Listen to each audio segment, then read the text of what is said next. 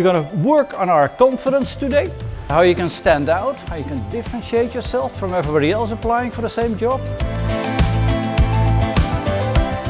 how to make a strong impression, how to stand out, how to make an employer, how to make yourself memorable. I actually enjoyed this lecture today. The speaker really showed a lot of his enthusiasm about the topic, and I know that this will be very helpful, especially for me as a student here. So it will help me in my future and in my career.